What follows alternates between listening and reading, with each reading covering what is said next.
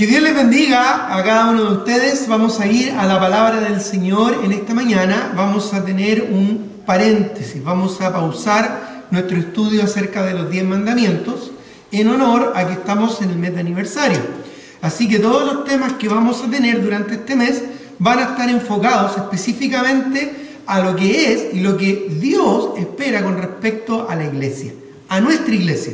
Y todos vamos a estar enfocándolo, ¿verdad?, en ese sentido, ya que estamos cumpliendo 25 años, ¿verdad?, como iglesia constituida, un poco más de 30 años como misión, ¿verdad?, y como esfuerzo de la obra de Dios, pero como iglesia ordenada y constituida, 25 años ya de historia.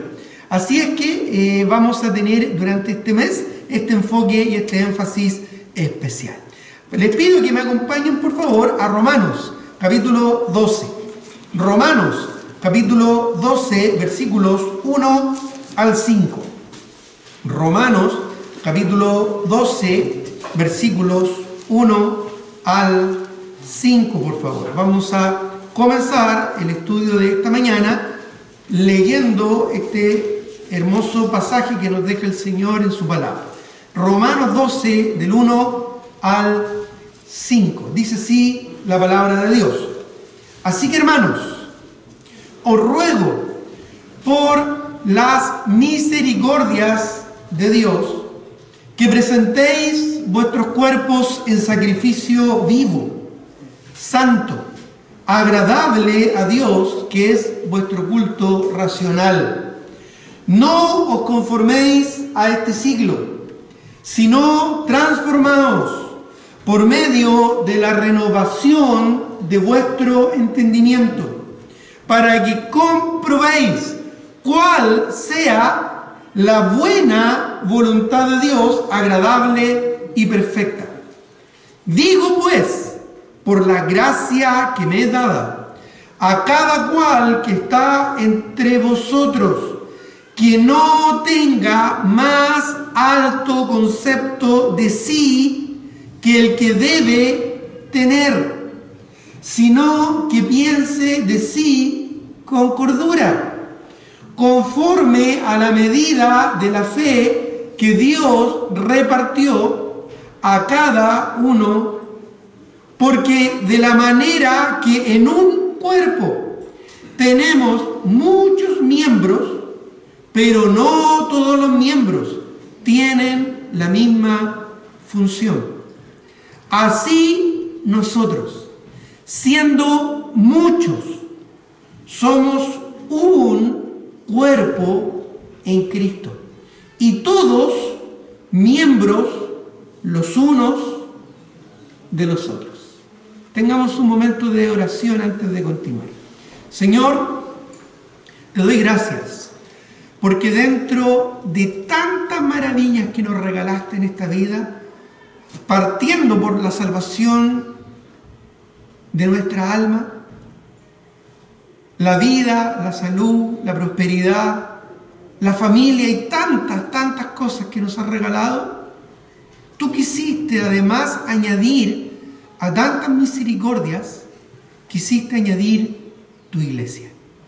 Un cuerpo donde podemos no solo congregarnos, sino donde también podemos crecer, donde podemos ser edificados, capacitados, para así edificar tu cuerpo en este mundo y glorificar tu nombre.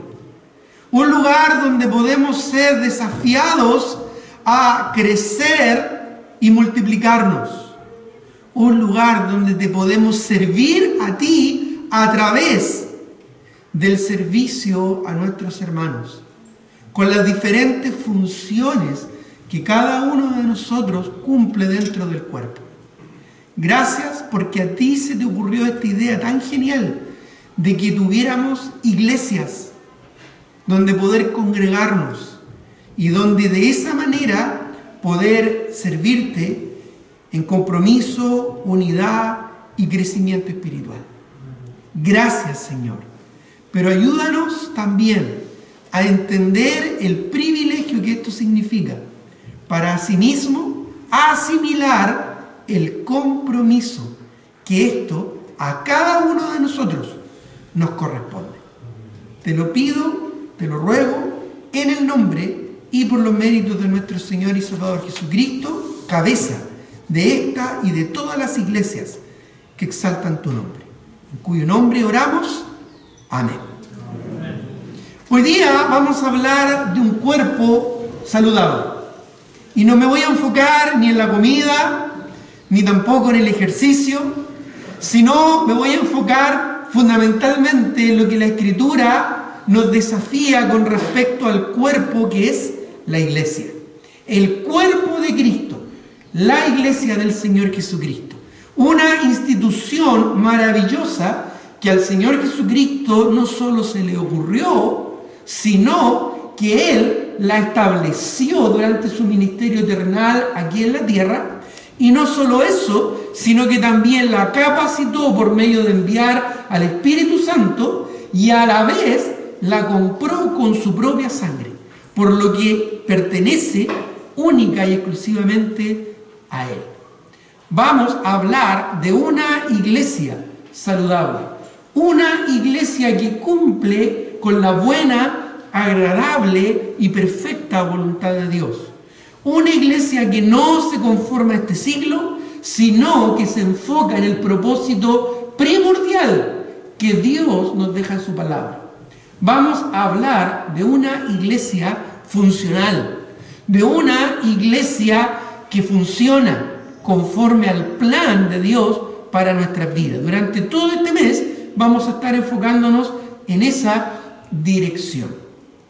Ya aquí en Romanos capítulo 12 nos deja muy claro el Señor que aún en el versículo 5, siendo muchos, somos un cuerpo en Cristo y todos miembros los unos de los otros. Cada iglesia local y en particular es un cuerpo que representa a Cristo en este mundo. Cada iglesia local es un cuerpo que unido representa a Cristo Jesús en su comunidad. Donde hay una iglesia, ahí está presente Cristo Jesús, no solo en la vida de cada uno de sus hijos, de los creyentes, sino que en una iglesia.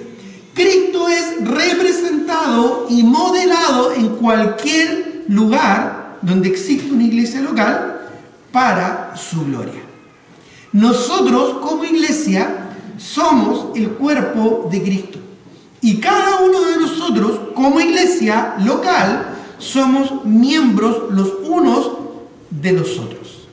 Para que un cuerpo funcione correctamente, un elemento fundamental y clave es estar sujeto y sumiso a su cabeza.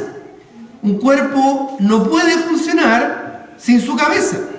Y en el caso de nuestra iglesia y de cualquier iglesia que exalte el nombre del Señor, nuestra cabeza es Cristo. Cristo es la cabeza de nuestro cuerpo. Cristo es la cabeza de nuestra iglesia. Y todos los que somos parte de ese cuerpo debemos estar sumisos y sujetos en obediencia, en consagración a esta cabeza que es Cristo.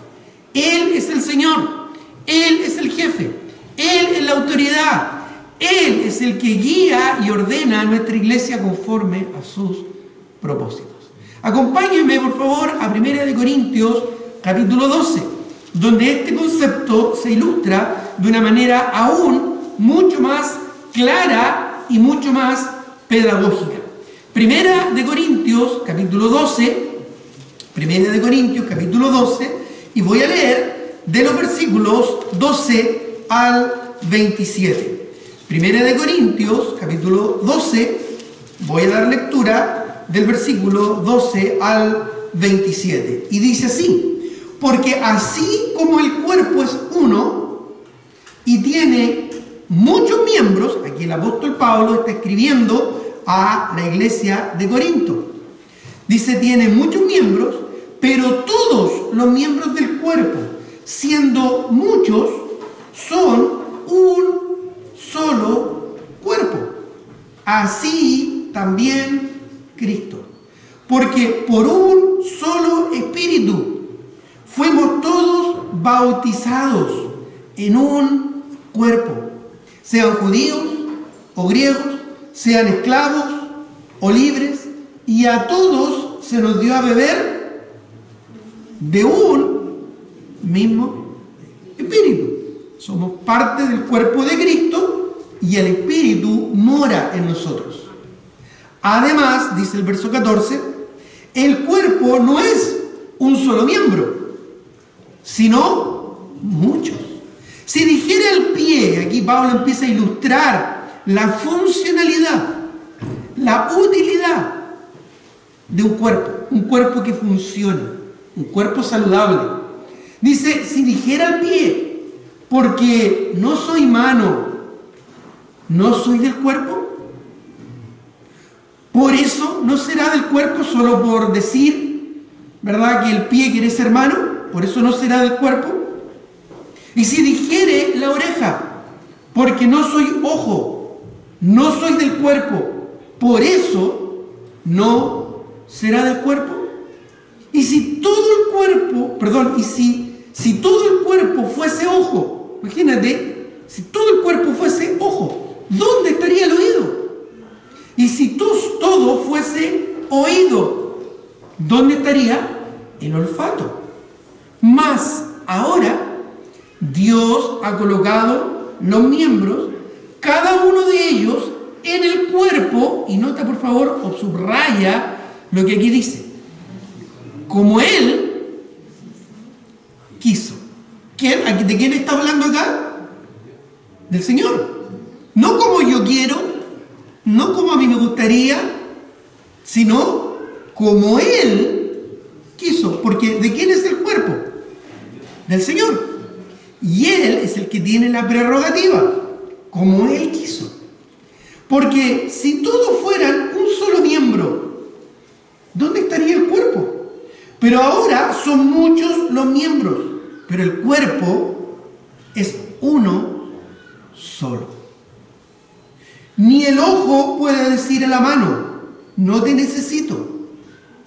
Si entra una basura, un pelo o algo en el ojo, inmediatamente tratamos, ¿verdad?, de sacarlo. El ojo necesita de la mano. Ni tampoco la cabeza a los pies, no tengo necesidad de vosotros. Porque tal vez la cabeza quiere ir a un lugar, pero si los pies no lo acompañan, no va a llegar a ninguna parte. Bueno, tal vez rodando, pero no creo que llegue en mejores condiciones, ¿verdad? Antes bien, dice, miembros del cuerpo que parecen más débiles, quizás no tan completos o funcionales o vistosos como otros, que dicen, son los más necesarios. Y a aquellos del cuerpo que nos parecen menos dignos, a estos vestimos más dignamente. Y los que en nosotros son menos decorosos, se tratan con más decoro. Porque los que en nosotros son más decorosos, no tienen necesidad. Pero Dios ordenó el cuerpo, dando más abundante honor al que le faltaba. También allá en el texto de Romanos, si seguimos después la lectura en el capítulo 12, habla, ¿verdad?, de la importancia de asociarnos con los humildes. Sigamos en el versículo 24. Porque los que en nosotros son menos decorosos no tienen necesidad, pero Dios ordenó el cuerpo, dando abundante honor al que le faltaba, para que no haya desaveniencia. Esta palabra significa literalmente disfuncionalidad. Para que el cuerpo funcione necesita, ¿verdad?, como dice acá, estar unido. Para que no haya desaveniencia, dice el verso 25, en el cuerpo, sino que los miembros todos se preocupen los unos por los otros. De manera que si un miembro padece, todos los miembros se duelen con él. y si un miembro recibe honra, todos los miembros con él se gozan. Y miren lo que dice el versículo 27, leámoslo todos juntos, por favor. Y dice: vosotros, pues, sois el cuerpo de Cristo, y miembros cada uno en particular. Miembros cada uno en particular. Esto implica, hermanos, a lo menos 3 cosas importantes que tenemos que tener en cuenta. Como dije, para que un cuerpo funcione correctamente, debe estar sujeto y sumiso a su cabeza, que en este caso es el Señor Jesucristo. Y por esto mismo, nosotros que somos los miembros de su cuerpo, debemos a lo menos considerar 3 grandes desafíos. En primer lugar, estar comprometidos. Estar comprometidos los unos con los otros y con el Señor Jesucristo.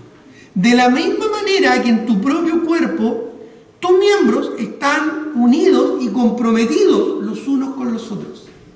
Tu cuerpo de manera normal, de manera natural, funciona. Pero para que funcione, tus miembros necesitan estar unidos y funcionar en la misma dirección. Si tú quieres cruzar tus piernas, si tú quieres enderezarte, si tú quieres pararte y caminar, si tú quieres ordenarte tu cabello, o estás escribiendo, o tal vez, ¿verdad?, estás acomodándote en tu lugar, es porque tus miembros responden a un compromiso mutuo. Es porque tus miembros funcionan en un mismo sentir. Y esto, en el caso de una iglesia, requiere asumir esta palabra que hoy en día no nos gusta escuchar. No nos gusta comprometernos. Queremos vivir nuestras vidas lo más libre y descomprometido posible. Nos gusta aislarnos y ver el mundo, ¿verdad?, en las circunstancias desde nuestra propia ventana, desde nuestro propio cubículo, sin mostrar mayor compromiso, porque nos molesta, porque nos incomoda, porque nos complica. Nos gusta recibir los privilegios, pero no estamos muy dispuestos a asumir los compromisos que cada privilegio implica. Nos gustan los derechos, derechos a participar, derechos a disfrutar, derechos a que se nos sirva, pero el compromiso es algo que hoy en día está cada vez más escaso. El compromiso implica una decisión. El compromiso implica una respuesta. El compromiso nos obliga a tomar una posición con respecto a aquello que debemos comprometernos. El compromiso es una mutua dependencia de obligaciones y responsabilidades asumidas. Si estás tomando apuntes, anótalo.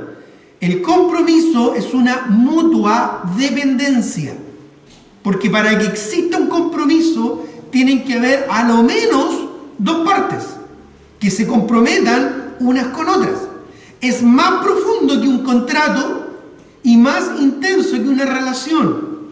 Un compromiso es una mutua dependencia de obligaciones, algo que tampoco nos gusta escuchar muy a menudo, y menos asumir en nuestras vidas, estar obligado a algo, incluso de manera peyorativa el día de hoy, ¿verdad? Se dice de que, o se expresa de que no debemos hacer las cosas obligados.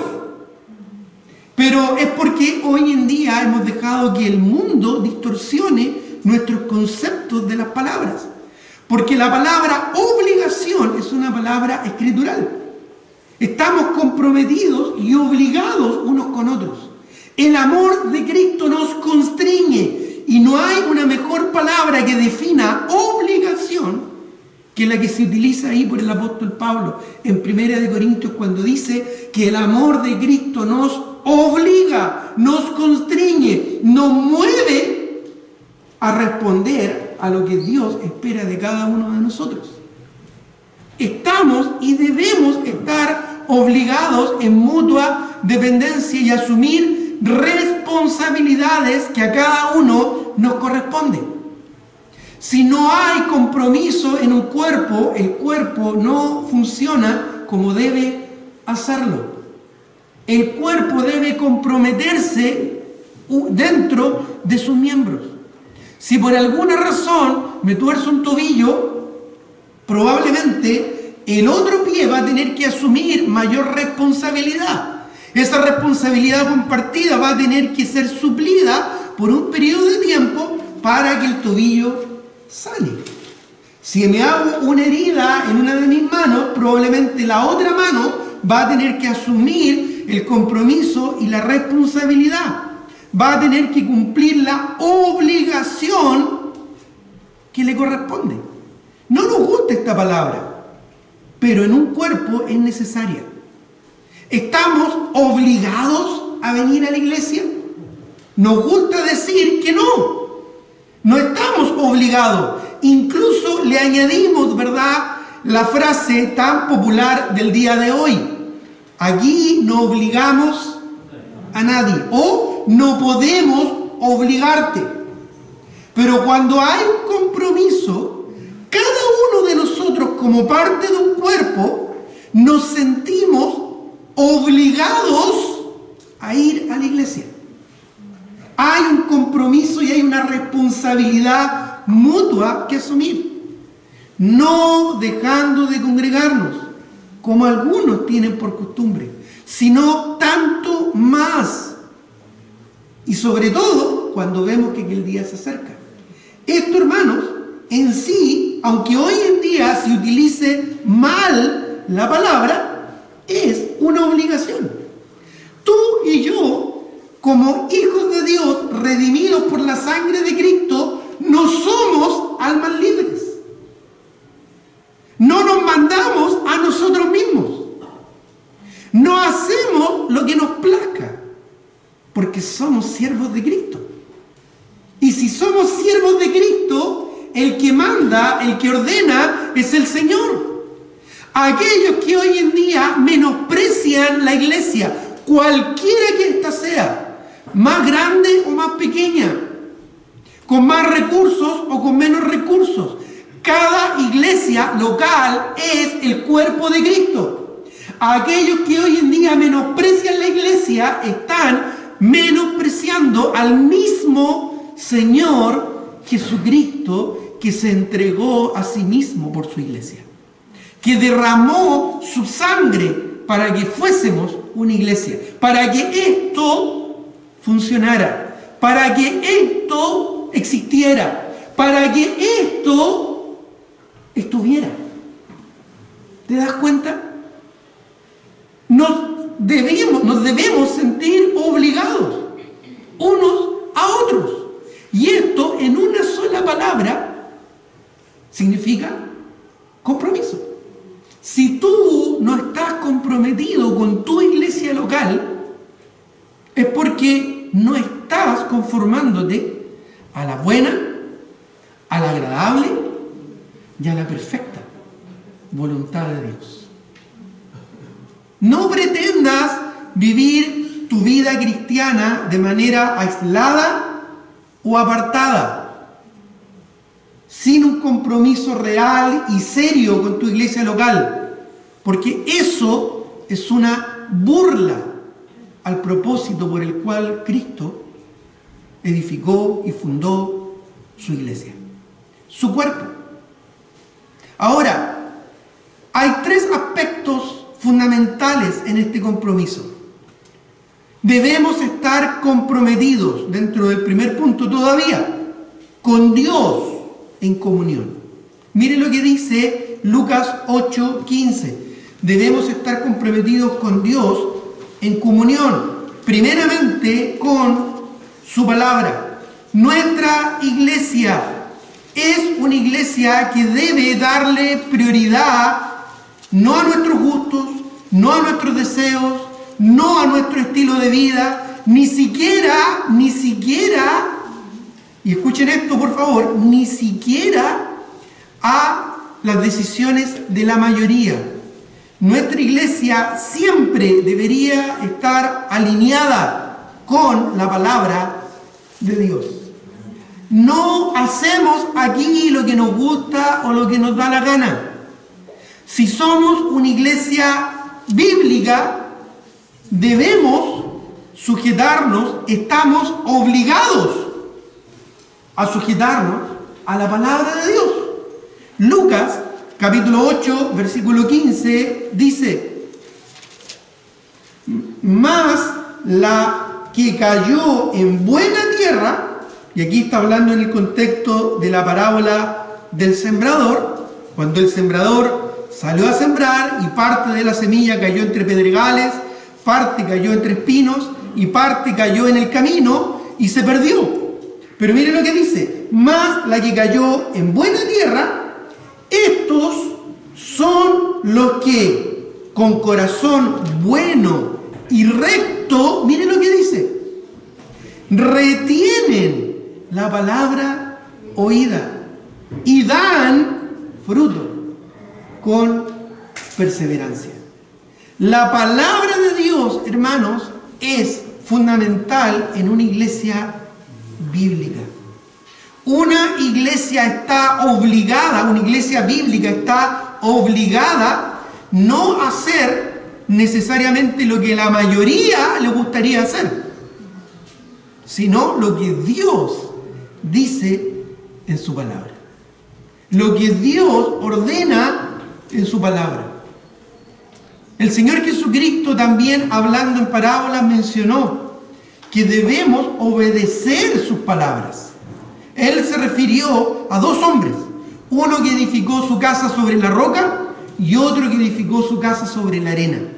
Vinieron los problemas y el que edificó su casa sobre la arena cayó, pero el que edificó su casa sobre la roca perseveró. ¿Pero por qué perseveró? Porque escuchó las palabras del Señor y las cumplió, las obedeció. Una iglesia bíblica es una iglesia que debe estar comprometida en comunión con Dios, primeramente a través de la palabra. Pero no solamente la palabra, sino también la oración. Miren lo que dice Colosenses 4:2. Colosenses capítulo 4, versículo 2. Colosenses capítulo 4, versículo 2, dice la palabra del Señor: perseverad en la oración, velando en ella con acción de gracias, orando también al mismo tiempo por nosotros, para que el Señor nos abra puerta para la palabra, a fin de dar a conocer el misterio de Cristo, por el cual también estoy preso. El apóstol Pablo nos habla de la relevancia y de la importancia de la oración. Volvamos a Romanos capítulo 12. Romanos capítulo 12, versículos 11 y 12 ahora. Romanos 12, versículos 11 al 12 dice: en lo que requiere diligencia. ¿Qué cosas requieren diligencia dentro de una iglesia? Bueno, no perezosos, fervientes en espíritu, sirviendo al Señor, gozosos en la esperanza, sufridos en la tribulación, y miren lo que dice: constantes. ¿Constantes en qué? En la oración. Una iglesia bíblica es una iglesia comprometida con Dios en comunión, sumisa a su palabra y en compromiso constante en la oración. La oración de sus miembros, como también la oración congregacional. Y asimismo también esto nos lleva a un compromiso de vida y conducta en medio de una sociedad maligna y perversa, es decir, un compromiso en santidad. Miren lo que dice Juan capítulo 15 versículo 2. Juan, capítulo 15, versículo 2. Dice aquí la palabra del Señor: todo pámpano que en mí no lleva fruto, lo quitará. Y todo aquel que lleva fruto, ¿qué va a hacer el Señor? Lo limpiará. ¿Para qué? Para que siga, ¿verdad?, llevando más fruto. Segunda de Corintios, capítulo 7, versículo 1. Segunda de Corintios, capítulo 7, versículo 1. Dice aquí la palabra del Señor: así que, amados, puesto que tenemos tales promesas, limpiémonos de toda contaminación de carne y de espíritu, perfeccionando, completando la santidad en el temor de Dios, en el temor del Señor. Segunda de Timoteo, capítulo 2, versículo 2.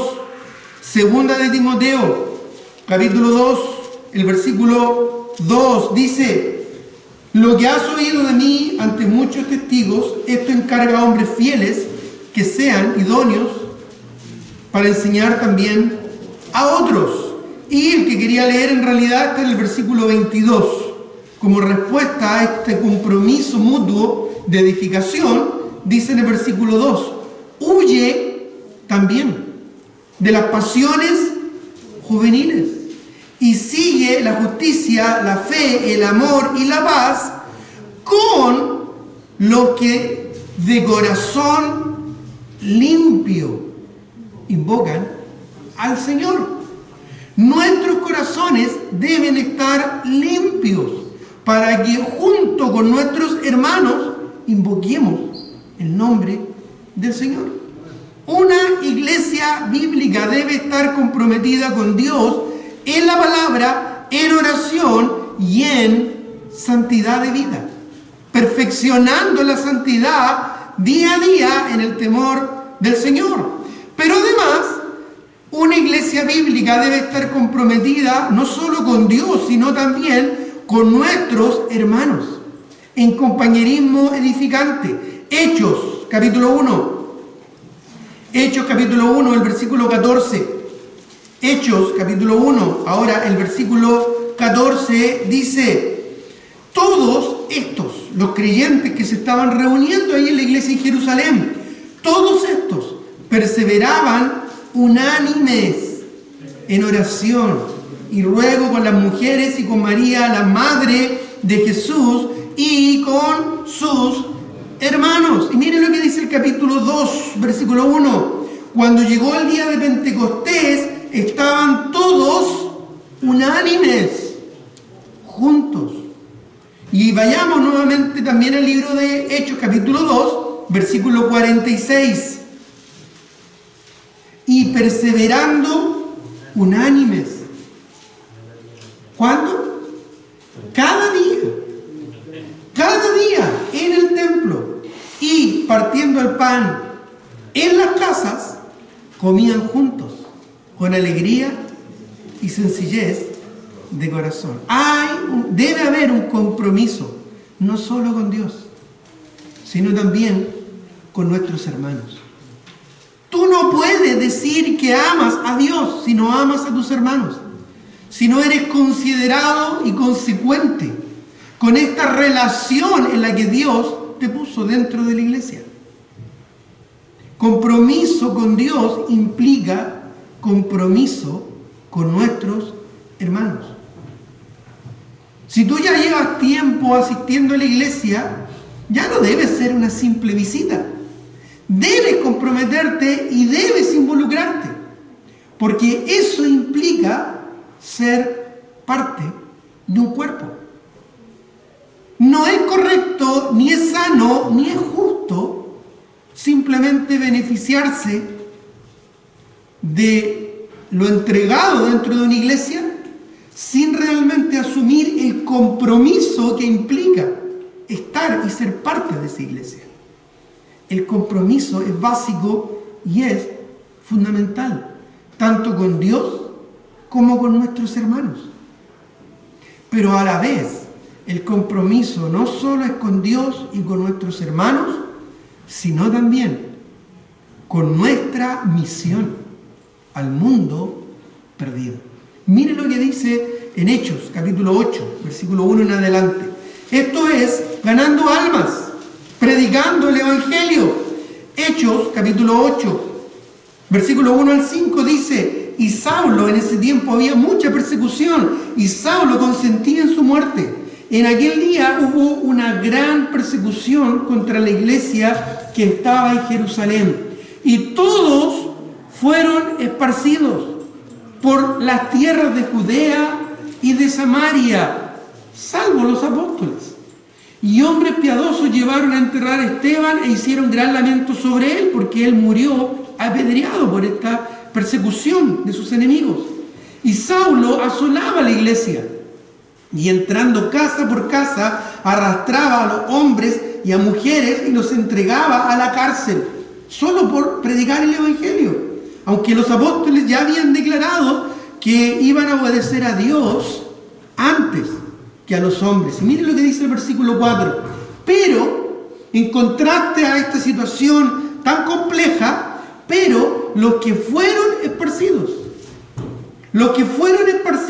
iban por todas partes anunciando el Evangelio.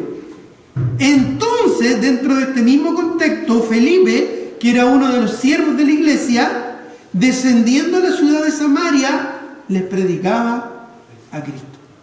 La predicación del Evangelio, el compromiso que tenemos con las almas perdidas, no solo es una buena obra, también, junto con todo lo que hemos mencionado hasta ahora, también es una obligación.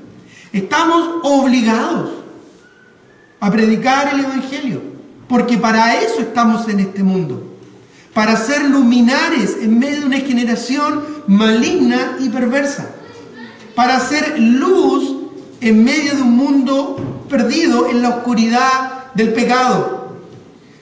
Un compromiso con Dios y con nuestros hermanos también se refleja en un compromiso con nuestra misión al mundo. No es necesario estar juntos para evangelizar. Aquí los discípulos no pudieron estar juntos, no pudieron tener una reunión o una campaña para evangelizar. Cada uno de ellos, entendiendo su compromiso en su trabajo, en su lugar de estudios, en su barrio, en su familia, en su comunidad, en su entorno, predicaba el Evangelio. Y así el Señor añadía cada día a la iglesia los que habían de ser salvos. Si tú quieres mostrar compromiso con Dios y con tus hermanos, debes también mostrar compromiso con el mundo perdido. Donde tú estés, en el lugar que tú estés, debemos predicar y anunciar el Evangelio. Dice acá en el texto de Hechos capítulo 8, versículo 5, anunciando el Evangelio por todas partes. El versículo 4 dice, pero los que fueron esparcidos iban por todas partes anunciando. Yo he escuchado a personas decir que la palabra evangelización o evangelismo no está en la Biblia, pero son personas que no leen la Biblia o prefieren ignorarla. Esta palabra, anunciando el Evangelio, literalmente significa eso.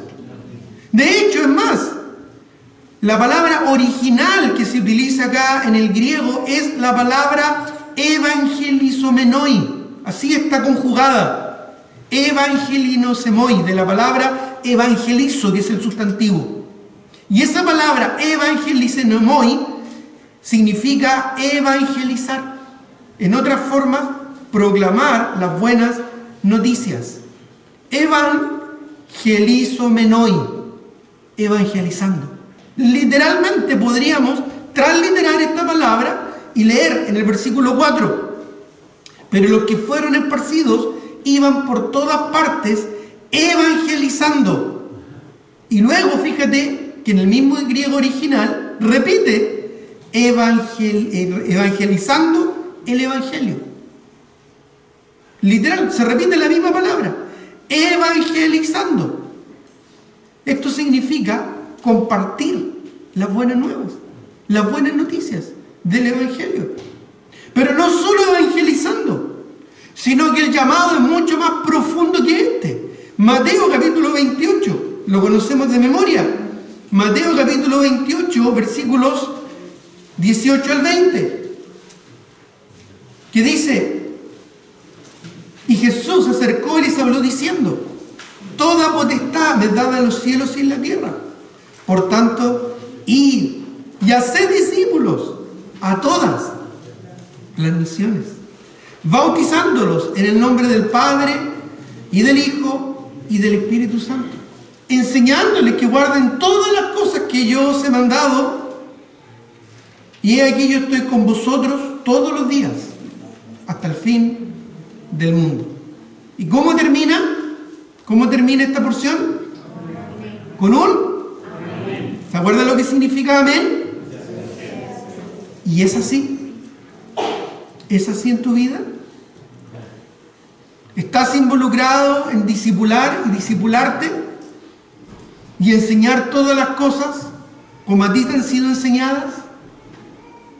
¿Puedes decir amén con honestidad porque estás realmente involucrado y comprometido en esta labor que nos compete como iglesia? Discipulando y aún más multiplicándonos. Mire lo que dice Juan 15:8. Juan capítulo 15, versículo 8.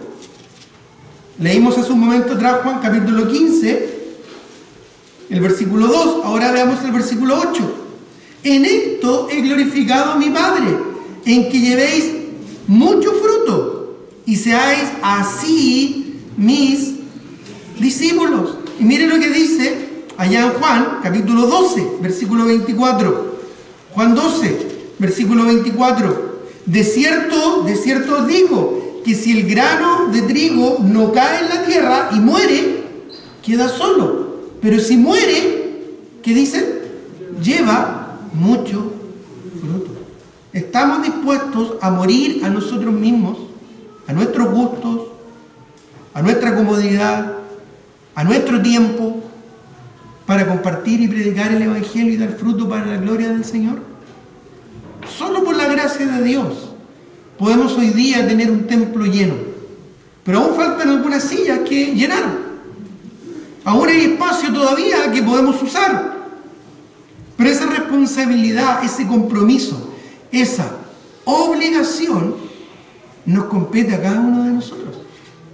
A cada uno de nosotros. ¿Puedes mirar donde hay una silla vacía? Pon tus ojos donde hay una silla vacía cerca tuyo. ¿A quién vas a hablar del Señor para traer y para que llegue a congregarse y dar fruto y más fruto? Porque no es solo ganar almas, es discipularlas. Es que ese fruto se multiplique y hay un trabajo que implica eso. Puedes llenar esa silla con alguien que tú puedes invitar, que tú puedes evangelizar. Ese compromiso es el que es necesario. Compromiso. Ahora, esa palabra, como dije, no nos gusta mucho.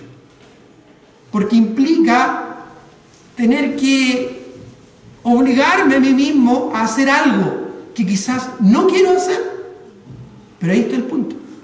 Ahí está el punto. No lo quiero hacer, no estoy dispuesto a hacerlo, porque no estoy comprometido. Si tú estás comprometido con la obra del Señor y con su iglesia, todo esto, compromiso con Dios, en comunión de su palabra, en oración y en santidad, compromiso de edificación mutua con tus hermanos y compromiso con la misión que tienes al mundo perdido, va a ser algo normal y natural en ti, porque ya tienes un compromiso con el Señor. Pero si tú no estás comprometido, todo esto va a ser una carga solamente para ti. En segundo lugar, el segundo punto que vamos a mencionar, no solo para que un cuerpo funcione se requiere compromiso de cada uno de sus miembros, esta mutua dependencia de obligaciones y responsabilidades asumidas, sino que en segundo lugar, ¿sabe lo que se requiere? Además del compromiso, porque podemos estar comprometidos, pero aún, ¿no es cierto?, distanciados. Sin embargo, se requiere unidad. Tú puedes estar comprometido haciendo tu labor, pero si tú no estás unido junto a tus hermanos, estás funcionando fuera del cuerpo. ¿Alguna vez has visto a tus brazos cuando estás muy dormido en la mañana, ¿verdad? No dormiste bien, estás con mucho sueño. ¿Has visto a tus brazos preparar el desayuno? Desde la cama. ¿Salen tus brazos, verdad? Ahí arrastrándose para preparar el desayuno. No, ¿verdad? Tienes que salir junto con todo el cuerpo. Bueno, se requiere unidad. Se requiere un concepto de unión para que el cuerpo que esté comprometido sea eficiente. No solo estar juntos, es estar en comunión y relación espiritual honesta y sincera.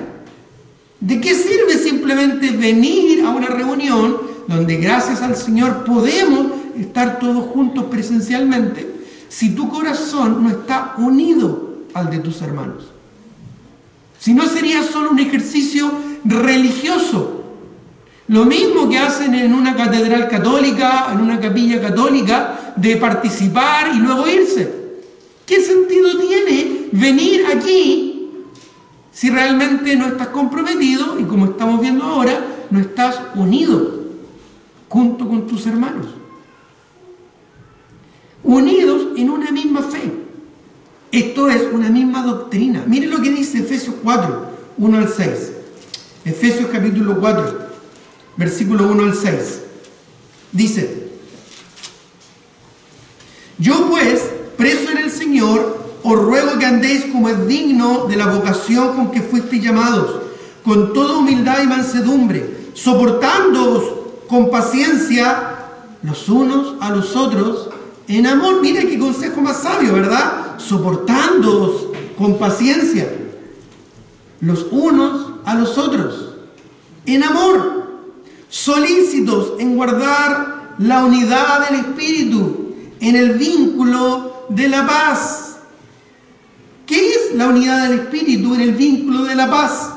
Bueno, un cuerpo y un espíritu, como fuisteis también llamados en una misma esperanza de vuestra vocación o de vuestro llamado.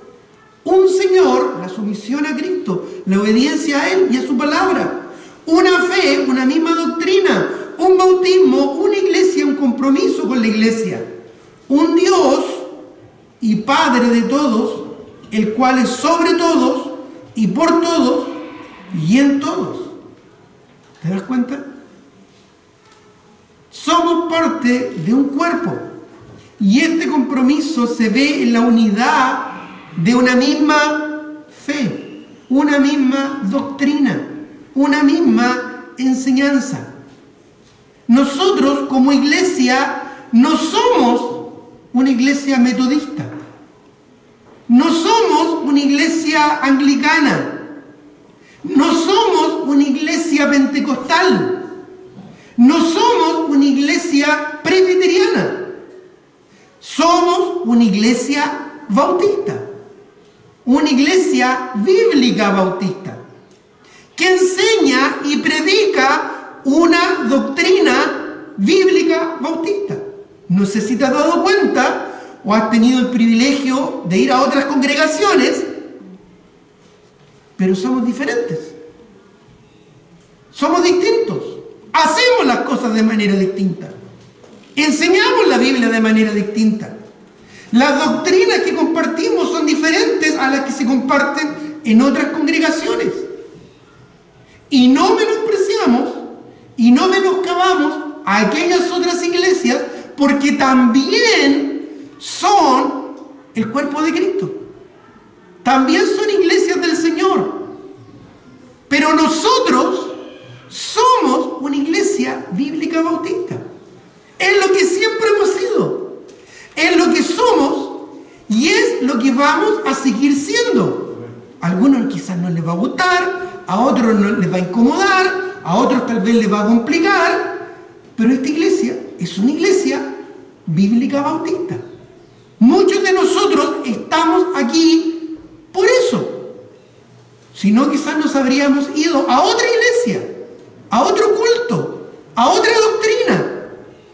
Pero esta doctrina es la que nosotros enseñamos y predicamos porque creemos que es la sana palabra del Señor, la sana doctrina.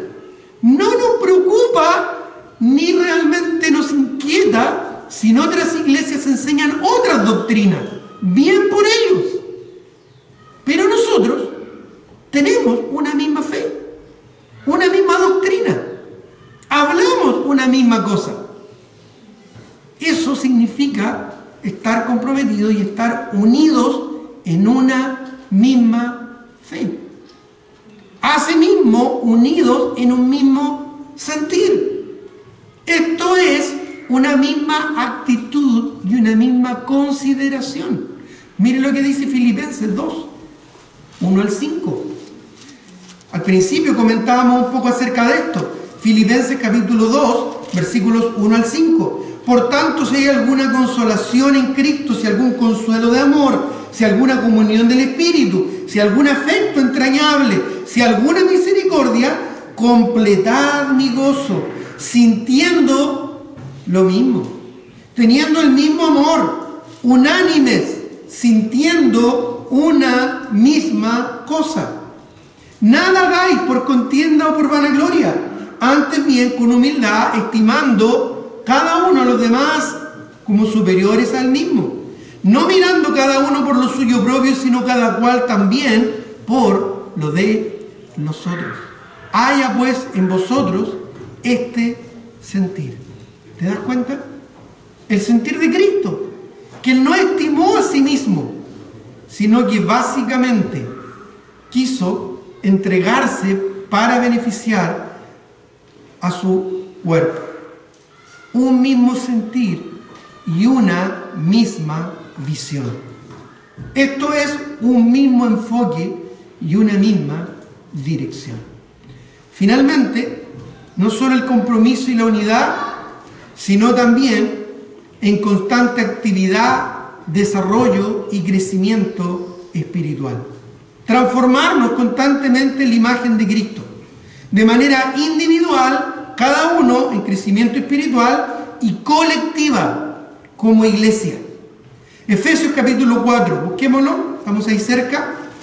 Efesios capítulo 4, versículos 11 al 16, dice: y Él mismo constituyó a unos apóstoles, a otros profetas, a otros evangelistas, a otros pastores y maestros, a fin de perfeccionar a los santos, para la obra del ministerio, dice, para la edificación del cuerpo de Cristo, hasta que todos lleguemos a la unidad de la fe y del conocimiento del Hijo de Dios, a un varón perfecto, a la medida de la estatura de la plenitud de Cristo, para que ya no seamos niños fluctuantes llevados por doquiera de todo viento de doctrina, por estratagema de hombres que para engañar emplean con astucia las artimañas del error, sino que siguiendo la verdad en amor, crezcamos en todo en aquel que es la cabeza, esto es Cristo, de quien todo el cuerpo bien concertado y unido entre sí por todas las coyunturas que se ayudan mutuamente según la actividad propia de cada miembro, recibe su crecimiento para ir, ¿qué dice? Edificándose en amor, comprometidos, unidos y en constante actividad y desarrollo y crecimiento espiritual, transformándonos constantemente a la imagen de Cristo, a la medida de la estatura de la plenitud de Cristo.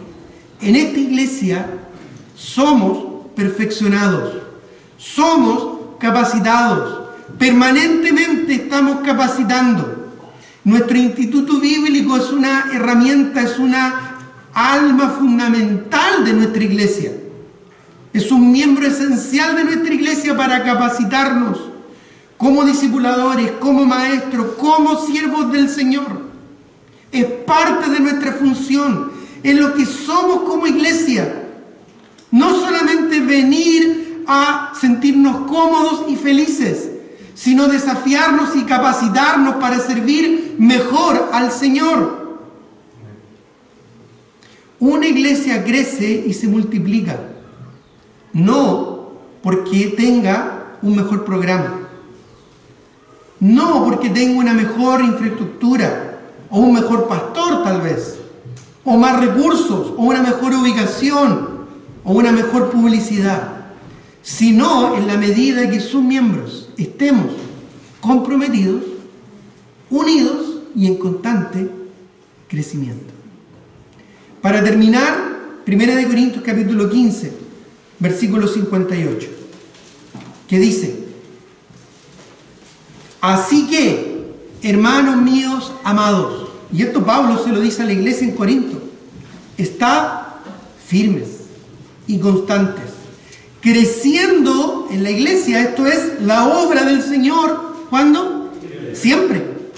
Sabiendo que vuestro trabajo en el Señor no es en vano. Si tú estás comprometido, unido y en constante crecimiento dentro de tu iglesia local, eso no es en vano. Eso es parte del propósito del Señor. Vamos a tener un momento de oración. Padre Celestial, te doy gracias en esta hora por tu palabra. Te agradezco, Señor, porque a través de ella somos edificados y exhortados a ajustarnos a tu propósito y a tu voluntad. Yo te pido, Padre mío, que en esta hora tú seas exaltado y glorificado a través de tu Hijo Jesucristo, para que de esa manera, Señor, tú recibas todo el honor y toda la gloria. En tu nombre y en el nombre de tu Hijo Jesucristo oramos. Amén.